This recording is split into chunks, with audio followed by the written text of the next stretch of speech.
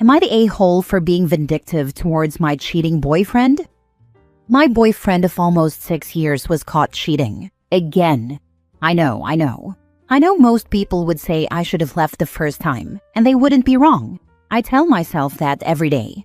But relationships are complicated when you've built a life around someone. Shared routines, inside jokes, holidays with families. Plans that felt real at the time. Walking away the first time felt impossible. So I stayed. Over the years, there were red flags I convinced myself weren't deal breakers. I found sex chats. I found evidence of extreme porn consumption that made me uncomfortable. I had that constant pit in my stomach that something wasn't right. But every time I brought things up, he'd apologize, promise to change, act devastated at the thought of losing me, and I'd fold. Around Thanksgiving, I found out he had been with another woman. Then just a week ago, I learned he had gone out with her again and gone back to her apartment. That detail hit differently. The repetition, the casualness of it. Something in me finally snapped. I was upset, yes, distraught, but not surprised. And maybe that's the saddest part. My shock had run out a long time ago.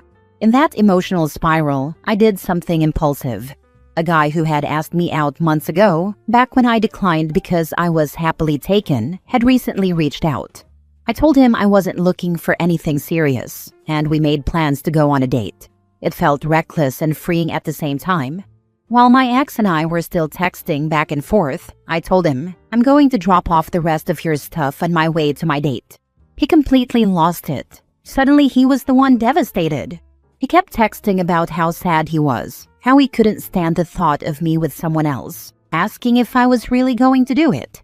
I said yes. I even alluded to the possibility that if things led to sex, I wouldn't stop it. Watching him unravel felt darkly satisfying. He blew up my phone the entire evening. My date ended up being just that, a date. No sex, nothing physical beyond some light flirting and conversation. But I never told my ex that. I let him sit with the image he had created in his mind. I have no intention of getting back with him. The camel's back is broken. But I can't deny that part of me wanted him to feel even a fraction of the anxiety, jealousy, and betrayal I lived with for years.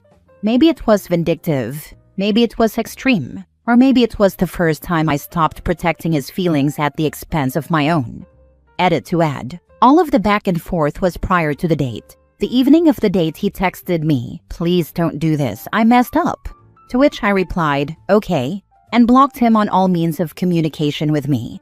It was not an after-the-fact baiting, but more of the last word. Now for the top comments before reading the mini update. You did what felt right, giving him a taste of what he put you through. You've dropped off his things and have no intention of going back. Go no contact. Full-on block him everywhere. Good for you. Happier New Year. Exactly. Thank you. Petty, but he is your ex now. Good for you. Don't need to explain a thing to him now. Move on. Take things back and forget his cheating butt. Wish you the best, girl. Funny how the cheaters always melt down when their ex moves on with someone else. They can't stand not having someone they want, and it doesn't matter to them whether they're in a relationship or not. I had a coworker who I knew was cheating on his wife. At a conference, he was talking about some woman he was planning on hooking up with that night at the hotel. So I replied, "Isn't it neat that while you're here in this hotel hooking up with someone, your wife is probably home hooking up with someone else?" He did not like that. They can't justify why it's okay for them to cheat, but not okay for their partner. Now, of course, I have no reason to believe she was cheating. They were divorced within a year, so I'm guessing she figured it out. I had no way to contact her, or I would have been the first one to tell her. Now for the mini update. Thanks all. I have no intentions of contacting him anymore. He is blocked. When I say the camel's back is broken, it is. I felt I needed to reciprocate what was inflicted, but don't apply that concept to mundane or everyday interactions, to those that think I am an a-hole. Unhealthy to feel some satisfaction from it, sure, but not making it an ongoing consumption. I feel pretty content and optimistic about where I am going from here. I will focus on myself and my life. And the guy I went on the date with is aware of circumstances, and we agreed to foster a friendship and go with the flow. Next story. Am I overreacting for calling a divorce attorney after my husband lied about who he was with? I, 37 female, just need unbiased opinions. My husband, 37 male, asked me 2 weeks ago if he could go camping this past weekend with a friend and his brother. He asked via text, so I know I'm not remembering incorrectly. I said I didn't know because our 5-year-old daughter had a cheer competition, and I'd prefer not to drag our 6-year-old son along for such a long day. He offered to arrange a sitter, but I still wasn't happy because the competition was early and close to our house. Getting her up and ready is already a pain. Adding in driving our son to a sitter would just make the morning even more stressful. When we found out she had a later performance time, he decided to go. He said he was going with his brother because the friend couldn't go. Wednesday night before he left, he specifically said he was nervous about the Verizon outages because he and his brother both have Verizon and were hoping they wouldn't lose access to GPS. Thursday morning, he texted that he made it to the campsite safely. I didn't hear from him again. By Friday at noon, I reached out to make sure he was alive. He usually texts me daily check-ins when camping. I got no response. By 6 p.m., I was nervous and texted my sister-in-law to see if my brother-in-law had been able to contact her. That's when she replied, "Ma'am, what are you talking about? My husband is on the couch next to me." I saw red. In my mind, my husband was still camping, but had used his brother as a manipulative tool because he assumed I wouldn't want to ruin his good time. For some background, we have young kids who need a lot of attention. I work full-time and manage basically everything for the kids. He works a swing shift and is gone 14 hours a day on work days. I'm constantly juggling everything alone, so it really sucks when he finally has time off and actively chooses to spend it detached and unhelpful in every way. Saturday, he finally texted that he had service again and was coming home. I ignored the text. He called, but I was driving with our daughter in the car, so taking a call wasn't appropriate. When I could, I texted him and called him out on his lie. He doubled down and said he didn't lie. It was a change in plans because by the time he knew our daughter's start time was late enough for him to go, it was too late to invite his brother. It's now Monday. He's been living out of our basement or at work and hasn't tried to talk to me at all. Instead, he's taking the stance that he's mad at me for being mad. In my opinion, he lied to me. He manipulated me.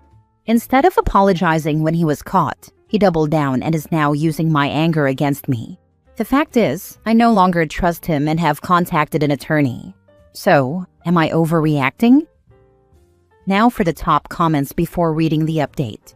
He built in the Verizon comments so he could turn his phone off. He was not alone. Sorry. Yeah, the Verizon thing up front was so sus it's insane. I'm sure she could also check with Verizon to see when the last service outage was.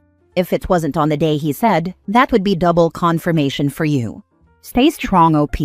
Don't let him gaslight you. Can you access his bank records? See if there are any unusual charges leading up to the trip.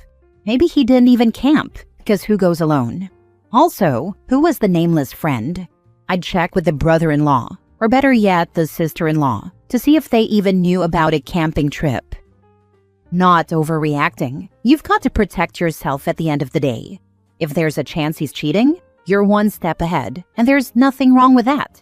He clearly lied and is now gaslighting you and faulting you for having a completely appropriate response to the situation.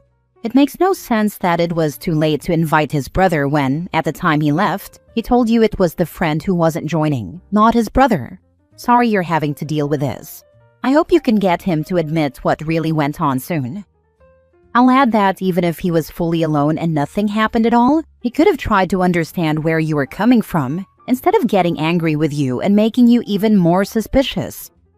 Thank you. I do truly believe that he just went by himself, but his brother had no idea about any of it, so it was never discussed with him. And it bothers me so much that he went out of his way the night before to bring up, "Yeah, we both have Verizon," when he knew damn well his brother wasn't going with him. At any point, he could have said the plans changed, but he stuck with his lie because it was part of his manipulation. It just sounds so stupid that I'm going to risk not spending future holidays with my kids because he went camping alone and not with his brother like he said. I know it's deeper and more than that, but at the same time, it doesn't feel like it.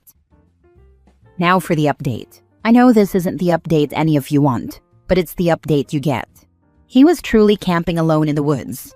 He truly had no service. He did mention it beforehand specifically because we were both in SOS mode all day the Tuesday before he left due to the Verizon nationwide outage. For everyone who thinks I'm a naive moron, okay.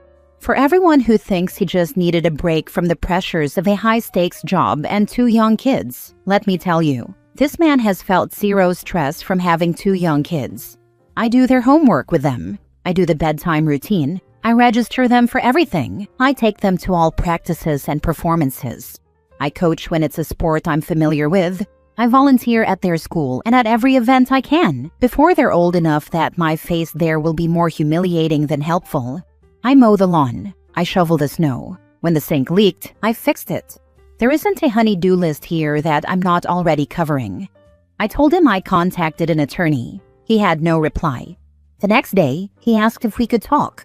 He admitted that he's been a really crappy partner and dad for the past 2 years. He cited very specific examples of being a crappy dad. Not knowing our son's teacher's name, never seeing a single performance from our daughter in cheer or dance. Calm down, they're just recitals, not competitive cheer or dance. I can't imagine how mad some of you would be if you thought she was. Not doing anything around the house. Constantly being mad at me for having emotions and punishing me for anything he viewed as an indiscretion by ignoring me for a week until he decided enough time had passed and resurfaced pretending everything was fine. Not one apology. Not one thank you for taking such good care of my family while he wasn't there mentally. No request for therapy, which I was grateful for. Since the last time he requested therapy, he attended every session stone-faced and gave me no response afterward, even when I begged for acknowledgement of anything I said. Anyway, wish me luck with the rest of my life. I will never be with a man ever again. 0 out of 5 stars, do not recommend. Last story. Am I the a-hole for canceling a date over the location? I, 28 female, recently canceled a second date with someone, 38 male, because it felt like a test on his end to see how much I would tolerate in the future. I'm wondering if I was too harsh. We met on a dating app and went out for coffee. We made loose plans for dinner the following week, and he specifically said dinner several times. When we were discussing the dinner plans over the next few days, he seemed to want to be the one to do the actual planning. I was fine with that. I find it rare for potential partners to take initiative with planning these days, so I was actually excited. He asked if I had any dietary restrictions, and I let him know that I have only 2 major requirements. I don't eat red meat, and I do not drink as I'm a recovering alcoholic. I have almost 2 years sober, and we discussed at length during our first date what we're both comfortable with in terms of substance use. I told him directly that I don't mind if a date has a drink with dinner, but that I will never touch alcohol again. I also stressed that I am absolutely not a picky eater and truly love all forms of cuisine. I just can't eat red meat for both health and personal reasons. I have a history of cardiac illness and have been advised to stick to poultry and fish. The night before the date, he told me that he'd made a reservation at a place I hadn't heard of. I looked it up and texted him a link asking if I had the correct place because it was a cocktail lounge. He replied that it was correct and said he liked their small bites menu. I checked the menu and there were only a few options. A meat and cheese board with only 2 cheeses and 4 meats. No substitutions allowed. A pepperoni pizza, a burger, and a cheese pizza. I wasn't extremely upset, but I was confused that it was a cocktail lounge with only one option I could eat. While I was still looking at the menu, he texted again and said he thought we could go to the lounge for dinner and then head to a nearby art-themed bar for a nightcap. At that point, I was honestly pretty confused. Neither location was truly a restaurant, they were bars, and he was fully aware that I'm a recovering alcoholic. I'm genuinely okay with restaurants that have alcohol options, but I was honestly a little gobsmacked at the suggestion of 2 bars. Not restaurants with alcohol options, bars. I decided to take the evening to think about it, but the next day I texted him and said that I didn't think moving forward with a date was a good idea. My gut instinct was that if he chose a date location that violated the only two restrictions I gave, it was a test to see how much I'd put aside my wants and needs in the future. We live in a major city, and I want to stress that there are hundreds of incredible food options here. I would have been fine with almost anything else that was restaurant-focused and had a couple of non-red meat options. It was the fact that both places he chose were strictly bars, and the food they offered left me with a single option. He responded strangely after I told him I didn't think we were a good match. He said, "We'll leave it at that, peace, and nothing else." Now I'm doubting myself. My friends have said I'm not crazy for thinking the choices were strange at best and inconsiderate or intentional at worst. But I wanted objective opinions from people I don't know. What do we think, Reddit? Was this actually a red flag, or am I overreacting? For what it's worth, I'm not desperate to date or have a partner. I own a successful small business, have a fantastic group of friends, several hobbies I'm dedicated to, and my own home. I'm in no rush to settle down, especially for the wrong person. Not the a-hole. You were entirely correct. He was testing or taunting you. You gave two basic restrictions, and he went out of his way to plan a date that not only ignored both, but blatantly did everything possible to violate those preferences. I think his response shows that he realized his idea backfired and that there was no way to justify it. Or he was talking to multiple women and couldn't be bothered to keep them straight. Not the a-hole. As a recovering alcoholic myself, I would have been insulted by these choices. Always follow your gut instinct because it's usually right. I think there's a possibility this guy wasn't as interested in you as you may have been in him originally. If he were interested, those two choices would have never been on his radar. Great job avoiding a disaster. I was honestly not interested from the get-go, but because he texted me several times about going out, I was willing to give it a try. He'd said a couple of other things that concerned me on the first coffee date, so I was already feeling unsure, but that interaction really sealed the deal. What else did he say? Just little things here and there that make me anxious when anyone says them. Stuff like, "It's hard to find women like you." It's not. I am as generic an art-ho white woman as it gets. He also said something about how a lot of people bore him, and reiterated that he thought this could work out a couple of times within 2 hours of meeting each other. The issue is that I've definitely had some trauma with dating, and I can't always tell if I'm being extra sensitive or dramatic because of that trauma, or if it's genuinely a massive red flag.